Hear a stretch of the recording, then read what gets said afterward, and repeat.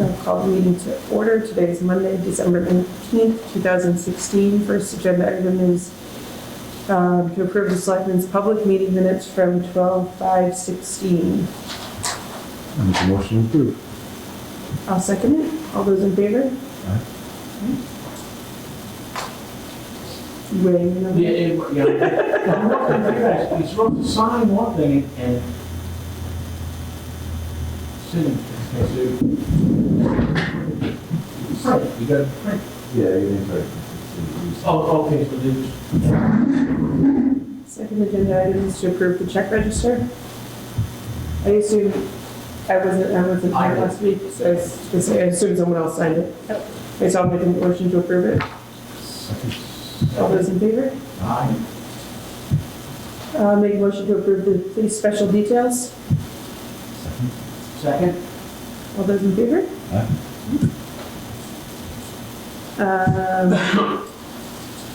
Do we need to do these separately, the tax collector? Yes. Tax clerk? Yes, I think you should. All right, so make a motion to approve the request for disbursement of funds for Collmore. Those were both just duplicate payments. Yes, they will. I'll make a motion. Second. All those in favor? Aye. Okay, make a motion to approve the request for disbursement of funds for O'Shea. All those in favor? Aye. Number 4, the elderly and disabled tax deferral application. Make a motion to approve the application. Second? All those in favor? Aye. And then make a motion to approve the Mainstay Technologies 2017 service agreement for the police department. I just have one quick question. With all the time, the thing for the tax exemption for dry oil, it keeps giving us a percentage if he's borrowing against the equity of the house. At what do they do, stop it at 80%, sure? He can actually defer 85% of the assessed value. So they keep 15 in the hole for this kind of So today evaluation. he's deferred a little under 55,000, and 85% of the assessed value would be a little over 210,000. Right, he's only used 22,000, 23,000, he's got a long way to go. Yeah, he's good.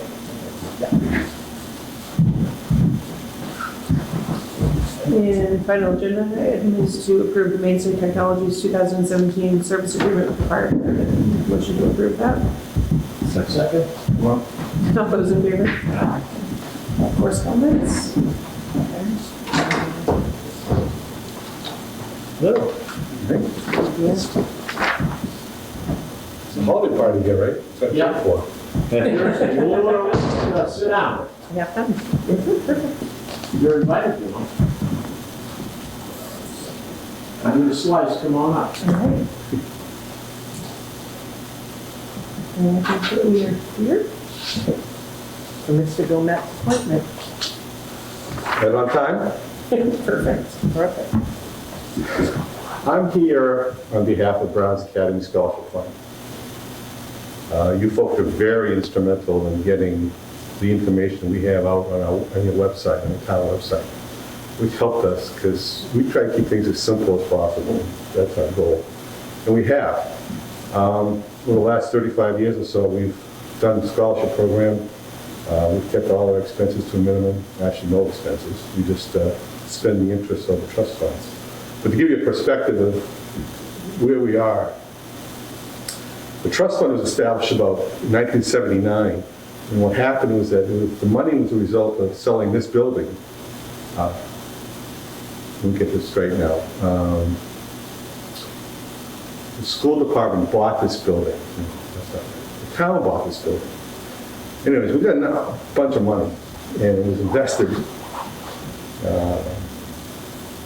in stocks and stuff like that. And our main person at that time was Mary Corbett.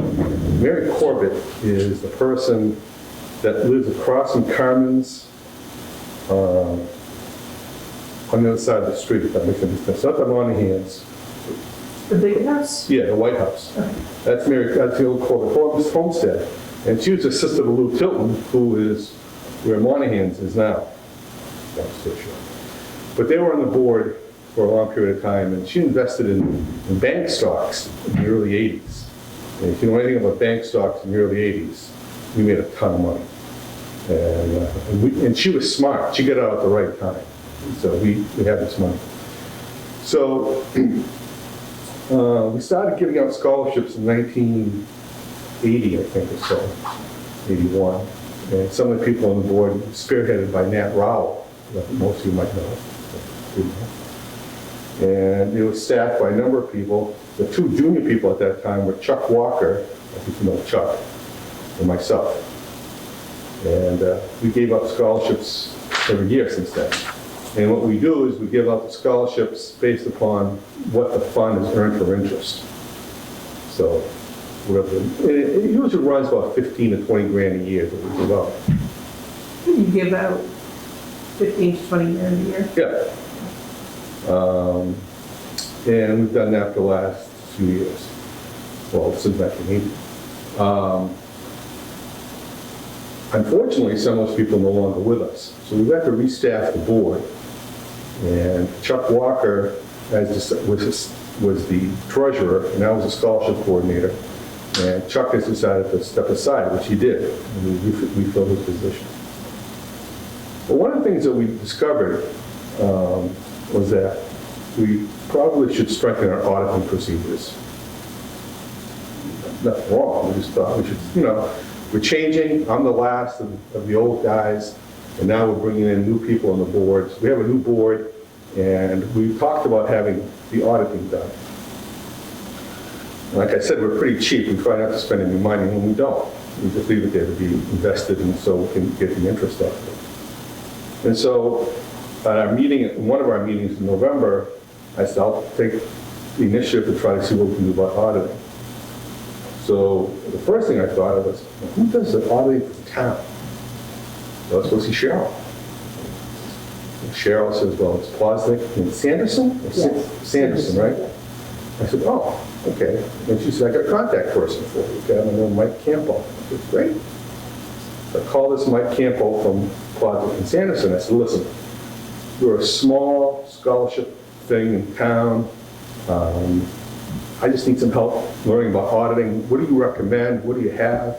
I laid out for him what we do and how much we give and what our funds are worth.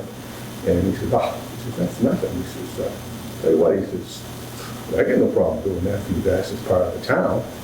He said, the only thing I'd ask you to do is call Terry Knowles at the Attorney General's office, make sure it's okay with her. And apparently Terry Knowles is in the trust department. So I tracked her down earlier this month. And I said, look, this is what we want. I haven't gone to Selectmen yet. I said, what I'd like to do is see if this makes any sense. I said, Campo at Plotzik and Sanderson said, we'll do it, no problem. So we'll just put it with the town stuff and won't charge you anything. We'll just do it as part of the town audit. I said, okay. And she said, I got no problem with that, as long as there's no money that exchanges hands. No, there won't be any money exchanges hands.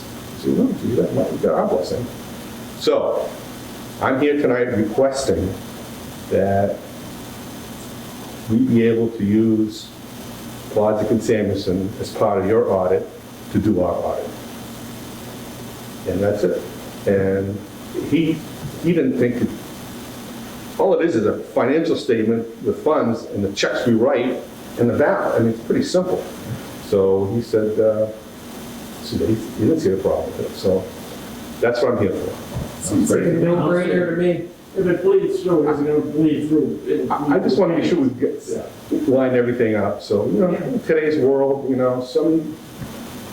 somebody gets annoyed with us or something, raises a hand. Why don't you write us a letter, Dave? Okay. And we'll sign off on it. Okay. So it's all right. So the letter of a request letter.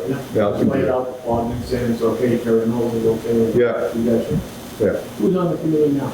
You are the The president is Jeff Marston. You know Jeff? Yeah. Secretary Sherry Marcella. Yeah. The treasurer, Scott Zuba. The at-large member is Kristen Gilmet. And me. And the nice thing about those four people is that they all got scholarships through the Browns Academy. See, how many give the scholarships they want to get? Roughly.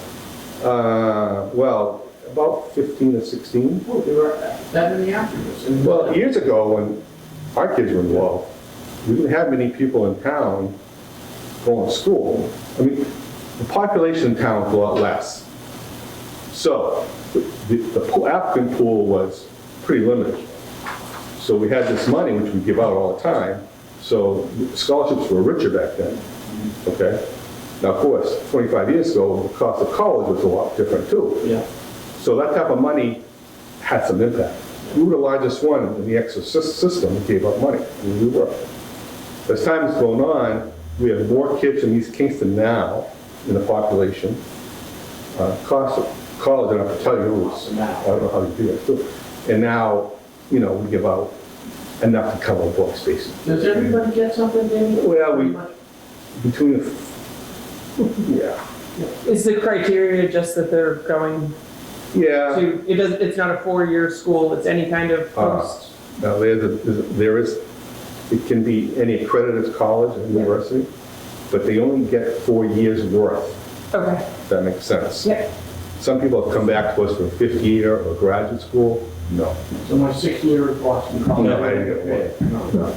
So if they get a $1,000 scholarship, then they get it all 4 years? No, they reapply every Oh, year. they reapply every Yeah, year? That's good pretty question. That's a good significant. question. They That's really- reapply. Now, interesting point is that we start off this past year maybe with, I don't have the numbers, but just arbitrarily say 18 kids who get money, okay? Sophomore year, it's 15. This class, so it goes like 18 to 15 to 12 to 9 or 8. That way, and we give a, again, public consumption, I don't know how Danny, you're on TV. okay. So we encourage people at the beginning, encourage them more in the second year. And if they've gone to 3rd and 4th years, they're encouraged even more, if that makes any sense. So it's worked out pretty well. Yeah. It's a well kept secret. We keep it very low key, keep it very low key. And people in town, who? Did Sean get a scholarship? I don't even. Oh, yeah. I don't even. Yeah.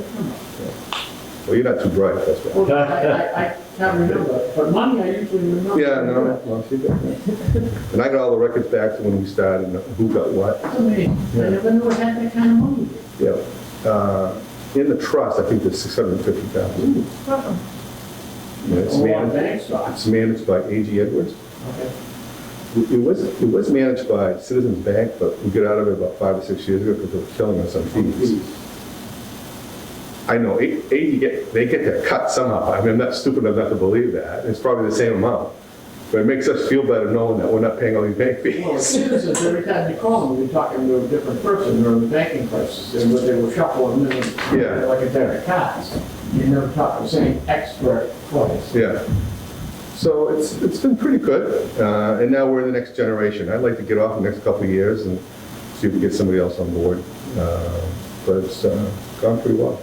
So, and getting it on, letting us, through Cheryl's help and her contact, getting it on the webpage of town, just reduces costs for us in terms of creating a website and all that stuff. And it's very simple, very basic, but I think it does its job. So I'm doing it. Can you get one question before before you got here? Did you guys reach any kind of a conclusion on the town hall thing? So we're still in the working We're gonna process. get a report? Yeah, I had a meeting scheduled earlier this month. And I got laid up with a bad leg, bad back, so I couldn't do it, and some other people couldn't do it because of school. So we're rescheduled for January. So we'll have something for you. I originally had this scheduled to come talk about that and this, but I had to bow out of the town hall thing right now. Cheryl, when did you drop dead to get something in the report? In the town report, I would say no later than the end of January. Oh, okay. So I thought it was the end of December. Well, yeah, it should be as soon as possible, but So are you expecting something from me? Well, I thought we were gonna get a letter and probably one side saying, hey, we recommend doing this, and then people that didn't do that say, hey, we recommend doing it. Well, we get the survey results, so Yeah. we're still getting through that, and maybe we can refer to that. I thought maybe we'd speak at the town meeting, the town, if there's an opportunity to deliver a session. I don't know how that works, but started doing that, and then we got other things we're doing where, one thing I wanted to talk to you folks about was surveying other towns. We get a list of other towns that we're going to survey. That's the next step for us. And hopefully hold some open forums in the spring. They had an article, I read it this morning in the Union Leader about, Yeah, the guy gave $100,000. yeah, from but San it was Francisco. over $250 to rehab it, but it looked like it was a two-story. It Yeah. was the same thing. What the county, it was up, Aqua? Apple. Is that what Yeah, it it was? was Aqua? up above, Yeah. Concord. Well, we thought we'd survey surrounding towns in Rockingham County, and as part of the salary survey committee, I know 5 towns that have the same population as East Kingston, not around here, but, and I forget which ones they are, but I have it written down. But same population, we're going to survey those too. So we have surrounding towns and similar populations that we can look at.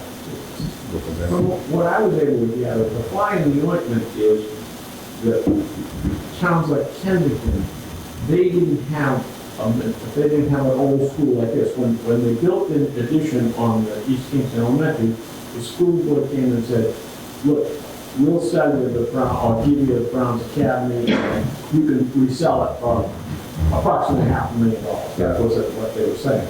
Well, when the swap was made, now the town owned the building, found out that the appraisal was just a tad high, by about $395,000. You know, this thing has an unknown septic system, it had this, and they said it was basically only to serve one purpose, for town, municipal, office building. Yeah. So this, if this is where the central office became, then that basically obsoleted the town hall for that type of, that's what Kennedy used it for. Right.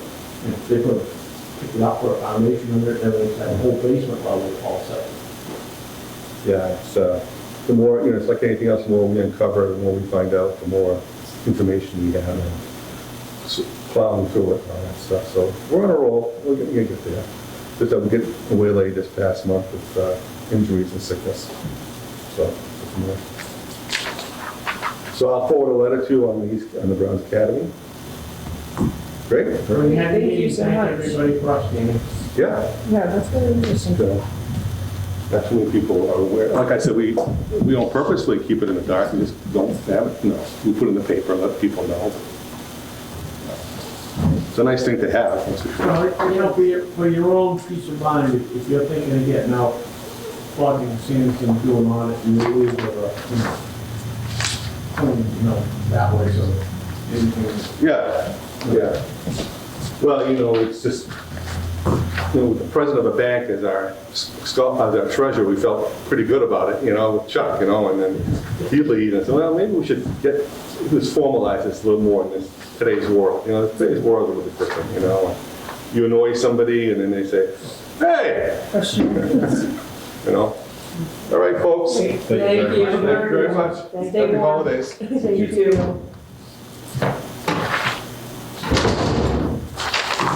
That's the kind of meeting I like. Yeah.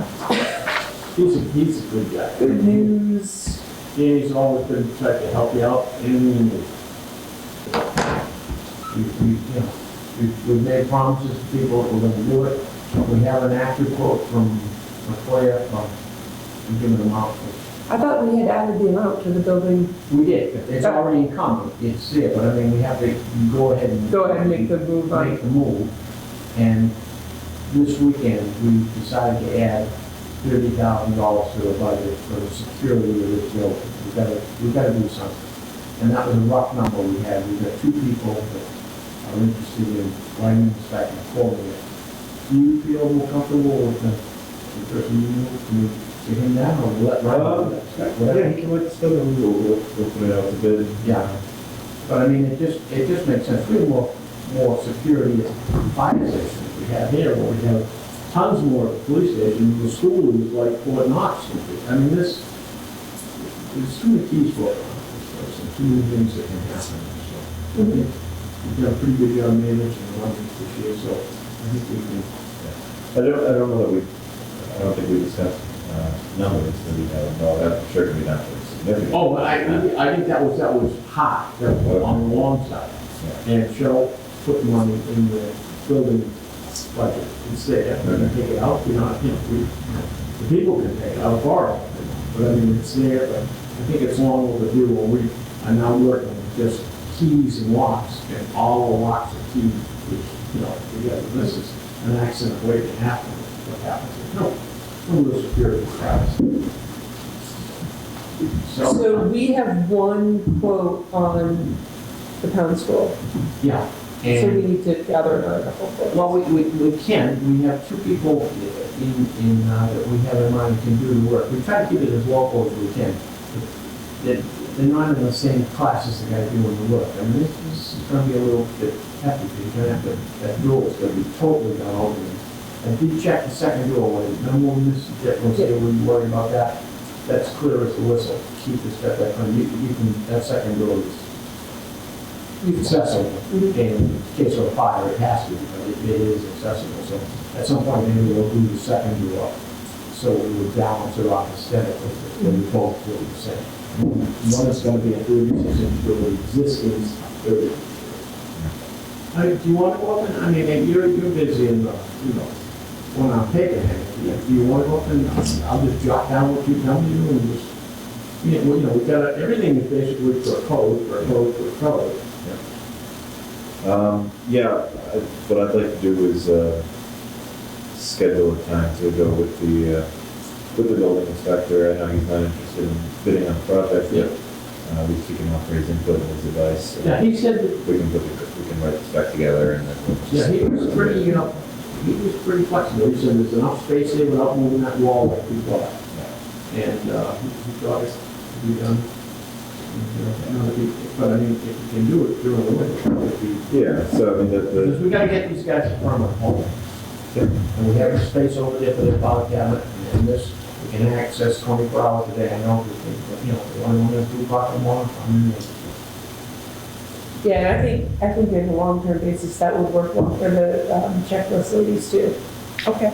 To just, they're looking for a space to meet, Yeah. and a place to have a file cabinet, because they're disorganized and they're attempting to get more organized. So, it'd be a great place You've been to. over there recently, I was there Thursday night. You can hold probably, I'd say 30 people comfortably. Yeah. It's as long as toasting, and the acoustics are great. And the only thing I can see the planning board needs is a whiteboard that they can draw some diagrams on so people can see exactly what they're getting into this stuff there. So I think that's really doable. Yeah, I mean, if we're gonna look at doing an improvement on security for this building, I'm just kind of doing a tally. We've got three exterior doors, 6 interior doors that would need that. For the pound school, we might as well look at that at the same time. We would have 2 exterior doors, and really we should have kind of one. If committees are going to start using this as a meeting place, and they're going to have secure file storage, there should be a secure room for file storage. And have to keep that entry so there's no more keys, but everything's identified. But again, somebody goes in at 2 o'clock in the morning, we have a reason and say, hey, what was the reason you went in?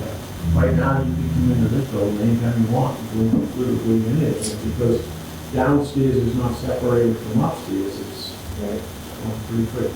The last item I have is, there is a plaque on the outside of this building, which lists I don't think they participated in World War I. I think they were in the service for World War I. Is there, somebody asked me if we think it was a good idea to move that plaque down to the war memorial at the library. There's the main plaque for all service members down there. This one is unique to World War I. There is not one for World War II or III, but this one is just on the side of the building. Does anybody have thoughts on the matter at all?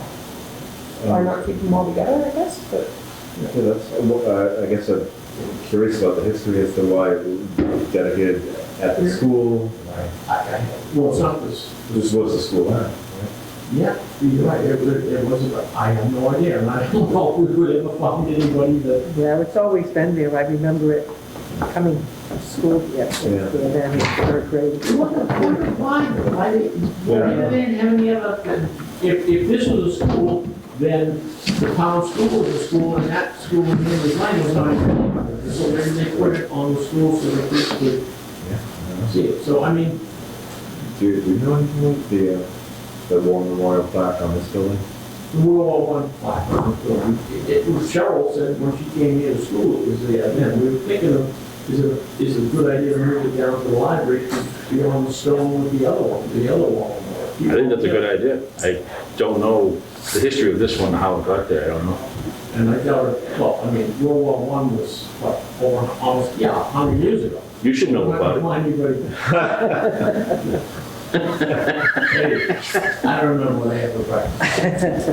I do know I had. Hey, we're just waiting for you, go ahead. I apologize, 3 calls today, I'm just coming from one. Because it's hiring personnel, do I think we have to go into non-public? Yes? Sure. Make a motion to go into non-public. Get my handy dandy sheet out. While she's looking that up, how about we put up on the sign, Santa Claus is coming down December 24th, 4 p.m. to, you know, Yeah, that's tomorrow's project, yep. and you did a great job on the, what's the lot? Reese. Yeah, Reese restaurant. I make a motion to go into non-public according to section 91A 3 to B, the hiring of any person as public employee. Okay, I apologize, I don't have my stuff with me, I didn't have a chance to go to the station first. Like I said, we had 3 calls today. One hiring, one that I'm not hiring. Hold on a second.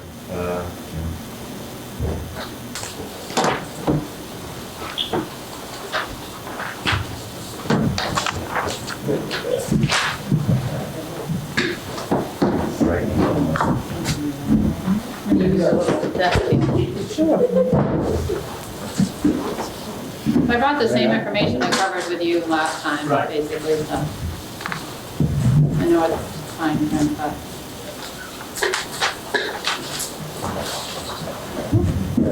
That's crazy. I already got. I bought them, Yeah, great. Smell like old candy?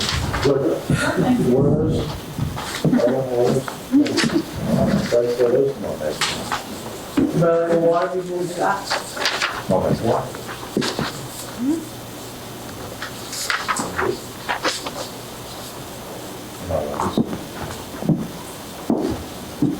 Here's my photo. I don't know where the best place to stand is, but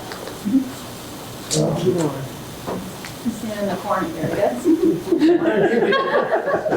Why don't you introduce yourself? Yes, I will. So I'm Melissa Briggs. I'm pleased to be here on behalf of Health Trust. So we provide the medical coverage to the town. So I came in maybe a few weeks ago now to present some alternative options. So they wanted me to present that to you this evening as well. Is that the intent of what you'd like me to do today, or is there anything you want to start with? Before we start, one thing, you guys are coming in. We have reached absolutely no decision. You can ask any question that you want. If after the meeting you think of something that you didn't ask, that you want to hear, the decision will not be made within minutes after you leave. You get plenty of time, so we want to talk this thing through, because it's a very complicated subject. It's not, and if you think that you're asking a dumb question, we ask all the dumb questions we have to say. So ask any question you have. Go ahead. Can I just say something? I would just like to say thank you for including us this time. I appreciate it, and I'm sure everyone else does. I agree. Yeah, really the purpose behind this is that every year the health insurance costs go up substantially, not with any of the same frequency of other increases. Right now, our family plan costs in excess of almost $29,000 a year. When I first started as selectman, the family plan was about 7,000, so it's more than tripled. So right now, we have a total health benefit package cost of over close to $114,000. So we're just looking for ways to mitigate the increases. We're, again, like I said, we haven't made any decisions. We're not going to make any decisions without talking to everybody. We're not trying to, slash benefits or anything like that, but we want to come up with some, if possible, some solutions that could help reduce the cost to the tax burden, but would also remain fair and equitable for employees and still offer you a benefit as opposed to a burden. So, we want to make it work for everybody, and it has to make sense for everybody. So that's why we're all looking at this. Look at everything at the top of it. The nutty thing about this is in January 20th, everything could change. So we were actually flying in an unknown direction. Nobody knows what healthcare is going to be like in this country, 10 months ago. So, Melissa, the floor is Yeah, yours. and part of that is, I don't know if you've heard about the Cadillac tax yet with the Affordable Care Act. If premiums exceed certain amounts or thresholds, there's a 40% tax potentially on the plan. So there's certain amounts that they can't exceed, and this begins in January 2020. It may, who knows what's going to happen with that though. I mean, some say it's going to go away, the Cadillac tax, but it does affect public sector as well. The minimum amounts are, and a lot of our plans now are starting to exceed those thresholds. So, I mean, I don't want to get too bogged down in ACA or Affordable Care Act stuff because, again, we don't know what's going to happen with that. But there is a tax in there right now that's supposed to come into effect January of 2020 that will affect healthcare plans if they exceed a certain amount of premiums, high-cost plans. So with that, what I handed out is, this is an option sheet that is our standard type of exhibit that highlights really the town's current plan and then some alternative options. I first want to point out that the rates on here are the monthly premiums that we bill to the town for each individual. So whether they pick a single, two-person, or family. So, I would rely on Cheryl or someone here to kind of identify what the percentage differential is to you based on your contribution. We don't know that by employee, so it would really be something you'd want to allocate as to how it affects you and your costs out of pocket for the plan. Because it's my understanding there's a contribution here towards the plan, but I don't know that for sure, so I look to Cheryl to answer those types of questions. So this is the monthly premium we bill to the town for each of the plans. The first column is what you currently have. So you really have a plan that provides, all of these plans are in the same, they're HMO plans, they're Access Blue New England plans, all of the options on this sheet. Meaning it's the same network of doctors. We expanded the network recently to all 6 New England states. That was last year. And then you don't need referrals for in-network services. So if you see a specialist, you can just go on your own. So no changes there. It's the 6 New England states. All of these plans, you would have the same network of doctors. So no change there, which is one important point that you should take away. So the current medical plan is highlighted for you. You pay $20 copays. The specialist, if you see a cardiologist, dermatologist, any of those types of doctors, therapists, chiropractic care, you're paying $20 regardless of the doctor today.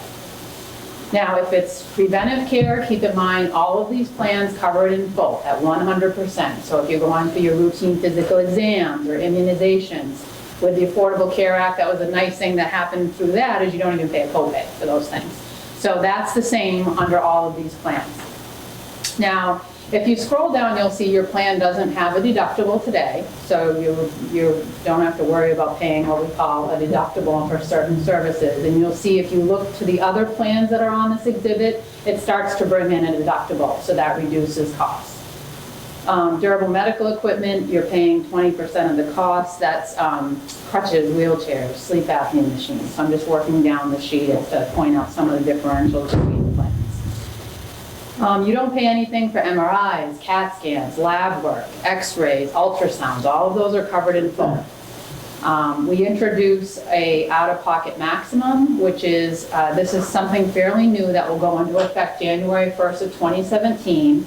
Anything that you pay towards the medical, you're paying out of pocket for office visits like co-pays and your deductible or prescription costs. If you reach $3,000 out of pocket, it would take a lot to do that. This is just a protection for you. If you ever pay these amounts out of pocket, the plan knows not to charge you for the remainder of the calendar year. So the maximum you would ever pay for an individual in co-pays, both medical or prescription costs, and your durable medical equipment, which you pay 20%, it's $3,000 and then $6,000 a family. Or a two-person, you pay $6,000. Again, very hard to get to because your plan has no deductible. That would be a lot of $20 co-pays. That'd be a lot of prescription co-pays as well for you to hit those amounts. But they're there in case you do ever reach them. Now, any questions thus far about your current plan? So if you move to the right, as I mentioned, this now alters, either introduces a deductible for the plan or increases the copay, or maybe not. So that plan right directly next to it, it's called AB 15 IPDED. That actually brings the office visit copay down to $15. Emergency room would stay where it is at 100, urgent care 50. Now we're starting to bring in a deductible. This plan has a deductible of $500 and the family is $1,500. If you have a two-person policy, it would be $500 each. So that's how that plan works. Very similar as far as chiro visits, all of those types of things, same as your current plan, is just a reduced copay of about $5 for it. So can I ask, the chiropractic visits, they're not $15 a piece until you've reached your $500 deductible? No, so only certain things apply towards the deductible, and I'll give some examples. So the $500 only applies to certain things, or the $1,500 family, $1,000 two-person. Inpatient hospital stay, it would apply immediately. That's a service that it would. So if you had an inpatient hospital stay, you're going to hit that $500 right away. It's per calendar year, so once you reach it, you're done. Co-pays don't go towards the deductible, keep in mind, that's another important point. But the co-pays do go to maximum out of pocket. They do, yes. So co-pays do go towards the maximum out of pocket, but that they don't apply towards the deductible. So inpatient hospital stay is one of them.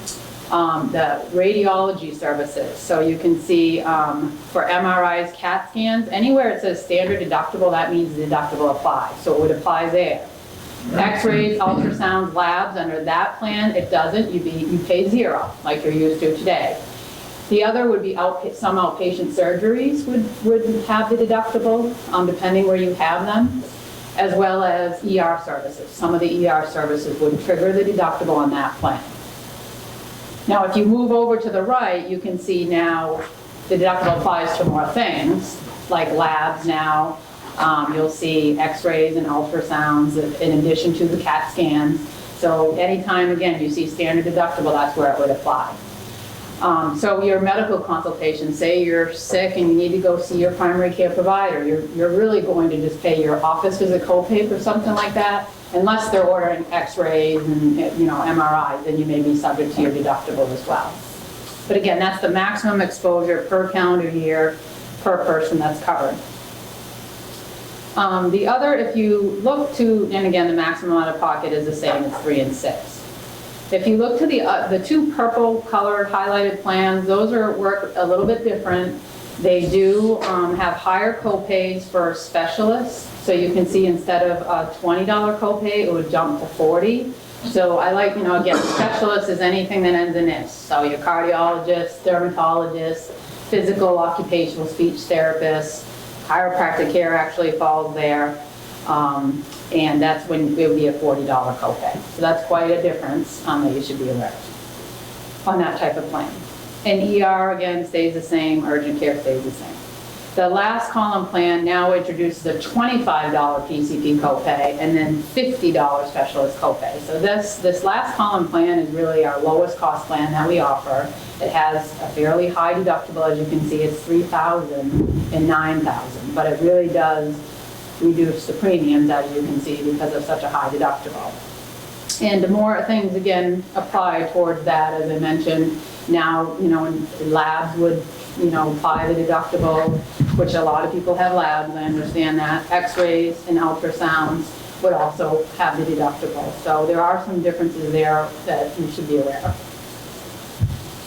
Now, I wanted to highlight, go ahead. Can I ask one quick question? Yeah. Under the site of service plan, are labs the only limited network applicable? Yep, so I was just gonna jump to that, definitely an important point. So there's labs and outpatient surgeries. You can avoid having to pay your deductible if you went to what we call a site of service location. That's why it says, deductible, or you pay zero if you go to a site of service location. So in your benefit package, and this may be a good time to talk about it, but those two plans, they're called site of service plans, and they bring in some medical consumerism into them so that if you go to a site of service facility to have your lab or an outpatient surgery, the deductible doesn't apply. You pay zero. So if you, in your packet, and you're correct, it's just those plans that have the site of service network. It doesn't mean you have to go there, but if you choose to use them, you avoid having your deductible. If you don't, you have to pay that for those services. Now in your packet, everything on the right-hand side, all of our plans are coded. So I high level, just am pulling out on that rate sheet for you, what are the differences? But you really want to take a look at each plan is in there. I don't know if you're familiar with seeing these, but everything's coded. This is what you usually get with your certificate. So you can match the plan up with them, with the rate sheet. There's two lists in here. It's further in. It talks about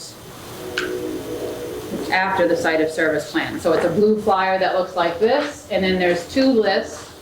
One's the lab, and there's a lot of labs actually in this area. You have a really good area as far as preferred labs. It gives you a list of them. You can see all the dots in the southern part of the state, the SECO. Up north, I don't like talking about this plan at all because it's not the best of areas. But you have a lot of access here, as well as so any of the Quest labs, a lot of the independent labs are in there. So if you went to them to have your lab work, you would pay, again, zero for your services. This is the outpatient surgery list. So if you had your outpatient surgery here, and this is just for those two plans, the site of service plans, there's quite a selection. If you had your surgery at one of these facilities, you pay $75 instead of your $1,000 deductible or $3,000 on that other plan. So there is, I think Stratham has a facility in here. There's quite a few, actually. Portsmouth Regional is one. I don't know if anyone is familiar with them. Stratham has an outpatient surgery center as well.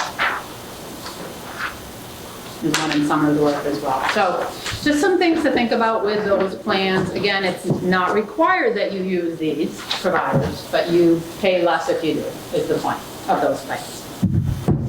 Does that answer your question? It does, and you don't find that there's like an access issue for the limited network with Exeter Hospital not covered? No, Exeter is not one, but, you'd have to, if someone went there, they're gonna have to pay their deductible.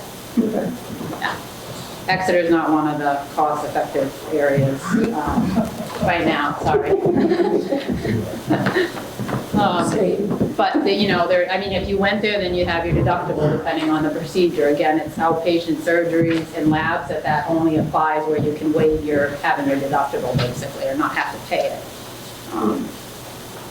So just to try and simplify things a little bit, there's three potential new plans in here. The three of us have really only looked at one that makes any sense. The first one, the 8015, it costs like $5 less than the one you're on now, and it's a deductible. Per person? Yeah, so just cross that one out, throw that out. The last one, the ABS 2550, we think the deductible is just way too high on that. So really the only plan that we're considering switching to is the ABS OS, the 2040. And so on this one, really the major differences are specialist copay increases from $20 to $40. And then the standard deductible goes from zero right now to $1,000 per person. In talking with Melissa, the town is able to cover half of your deductible. And we can do that in a couple of different ways, but it seems that the easiest is with essentially prepaid Visa card. What's it called again? It's the Benny, yeah, the FSA, the flexible spending account, Benny card, yeah. So essentially, each of you, if we go to this type of plan, you would receive a prepaid Visa card that you can use for paying for your copay, for your office visits, for medications and prescriptions, for any cost at all. And so that can cover up to half of the $1,000. And a quick question, why is it half? That's the maximum contribution we can make by law. Half of it. So it isn't like we're saying, you cover 1,000, we're giving you the max for law. So on a single person plan, this would make your maximum deductible $500. That would be your maximum. On a two person, it would be 1,000.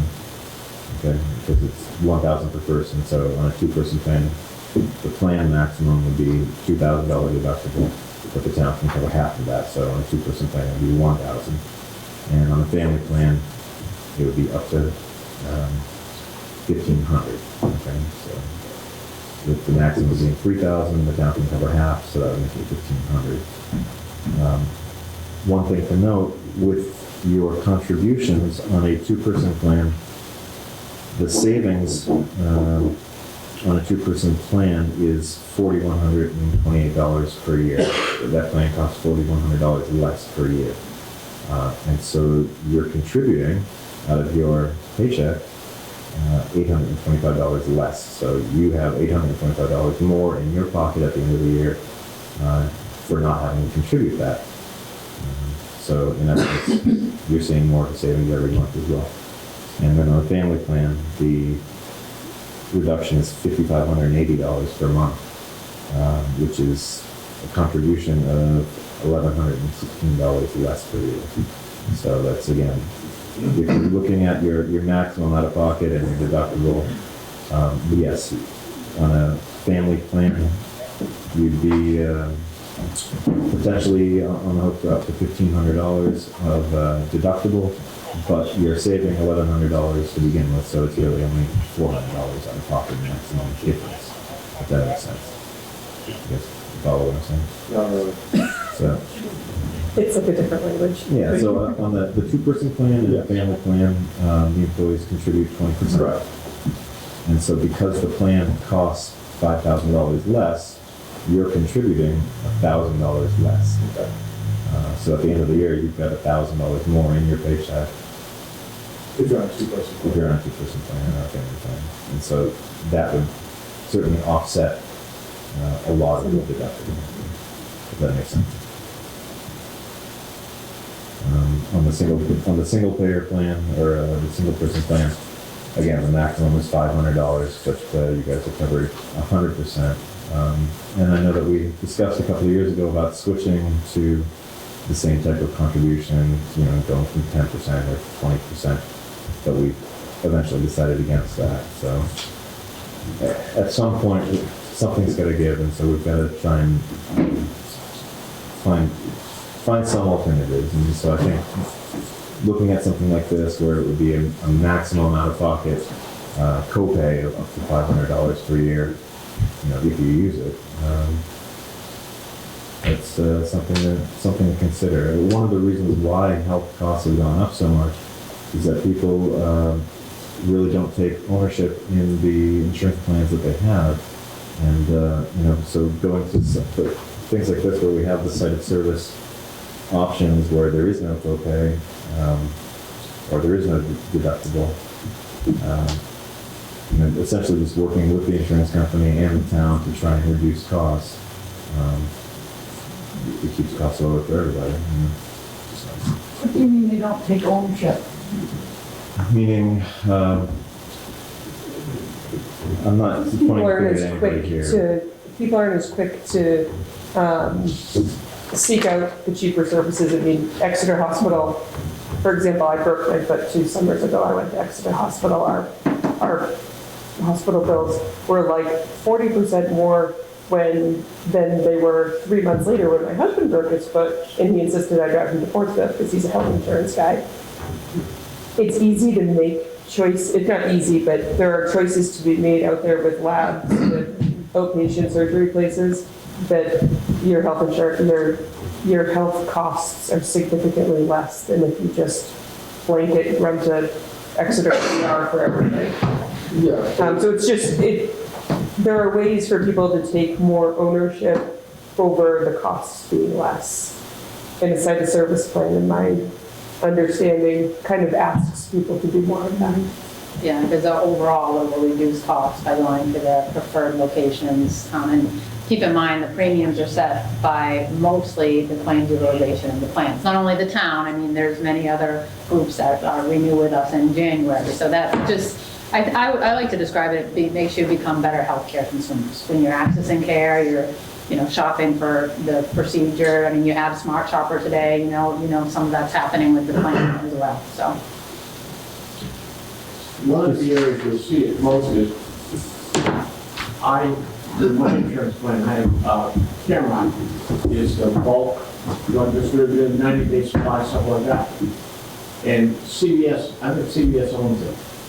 Yeah. And they stay true of it. If you get a prescription you need instead of 90-day when you need a prescription, you go to CVS, it's one price. If you go to Rite Aid, it's significantly more. So they want to keep the, obviously, Yeah, I understand it, but my question to the side of service, now, what if, I live in Amesbury, real estate specialist is in Nashua, and I'm on a budget, I'm a single guy, I own a house, now you're gonna force me to just go to Nashua rather than just go to Ann Jake's or Exeter or... So it gives options, so if I there isn't, understand if there that, isn't and one. this is off the cuff, I'm looking at it at a glance, I saw some specials for whatever, someone in Portsmouth, someone in Nashua, would be, so be it. Right. It's just, Yeah, I it seems mean, like I'm. it still covers the entire same network that you're on right now. I understand It's that. just saying that some of them are preferred and they're not going to charge you as much. But if you pick with anybody that you're currently using or anybody that's still in the network, again, on a single person plan, the maximum deductible is $1,000 and the town's going to cover half of that. So if we go to that. I do think there's a pretty substantial difference between shopping around for, say, your diabetes drug and shopping around for a particular specialist. Like I can see where if you're just deciding between two hospitals and you don't know anything about either one, and one's cheaper, you're going to go to the cheaper one. But people are often going to be looking for that particular doctor that's been recommended or that they trust. And so it's a very different kind of, it's not really the same kind of consumer decision of, well, this soda is 75 cents and this soda is $1 and what's the difference? So I think, that comes into play as well. And this idea that it's just being a smarter consumer, it's kind of treating, a doctor as a commodity and like they're all kind of the same. I think more along the lines of there are people, and probably nobody in here, but there are people out there that might go to the emergency room for stuff type of deal. Whereas you can wait and see your primary care physician, you're gonna have a $20 copay. If you go to the emergency room, it's gonna be $1,100. So it's a big difference, right? So that's the type of thing. So just looking at alternatives, just to, again, costs are just skyrocketing. We just want to try and rein it in a little bit, but have the least impact possible. Again, looking at this plan, on a single payer plan, it's a maximum deductible of $1,000. The town's going to cover half, so maximum impact is really $500 over the course of the year. On a family plan, obviously that increases, but because the plan costs less, it's less out of pocket to begin with. So again, the impact is about $400 to $500 per year if you max out your deductible. And so we're just going to talk to you guys about it and see what your thoughts are. I just wanted to point out just a couple other things. Durable medical equipment does have a separate $100 deductible, as you can see on most plans, so make note of that. Right now you don't have a $100 deductible on durable medical equipment. The therapies too on the site of service plans, if you look at chiropractic's 12 visits as it is today. The therapy work a little different where right now on your current plan, you get 60 combined, so you could use all your 60 on PT if you wanted. With these other plans, it's by therapy, well, not the one right next to it. So AB 15 is very similar, it's 60. But the site of service plans that we're talking about, those are 20 per therapy. So you get 20 physical, 20 speech, 20 occupational, reasonable visit limits, but it takes that 60 and separates them by therapy. And it's per calendar year, so that doesn't change. All of our benefits run per, they reset every January 1st. So just a couple other points, and you're probably, down at the bottom, you can see 2 sets of rates. The difference is one of you can see your current prescription plan, it's $10 for generic medicine. In brand names, you pay $20 or $45. That's if you use the mail service, you get 90 days for that copay. If it's at the retail pharmacy, you pay those copays per month. This other option reduces cost. It keeps the generics at $10, but then brand names increase. So you can see why there's 2 sets of premiums, there's 2 different prescription options. So it would keep your generic copay at 10, but the brand names would increase. So mail service, you're paying 20 or 45 on the brands. This other option would be 40 or 70 even. So those are some differentials that you want to make note of. That's why there's 2. Where is that written? Right here at the bottom, 2 sets of rates. There's the first, that's why you see 2 sets of rates, because we show these plans with your current prescription plan, and then we say, okay, this is another option you could consider. It keeps the generics at 10, but the brand names would increase. And I don't know if this is an option the board was considering or you want to give some feedback on, but it would reduce costs even more, keeping the generics at 10, but brand names would go up. So each time there's a slash, so R stands for retail, so you'd pay 10, 25, or 40 at the retail pharmacy. M is mail service, so your generic copay would stay at 10, but the brands would go. For example, right now you're paying 20 for the mail service for a brand, it would go to 40. If you're paying 45, it would go to 70. So that is a higher copay that you should be aware of. But that's why the premiums are different, and that's why there's 2 sets, because they're different prescription options. Is the mail service all 90 days? Yeah, 90 days unless it's a controlled medication. You know, some of them, you only can dispense 60 days.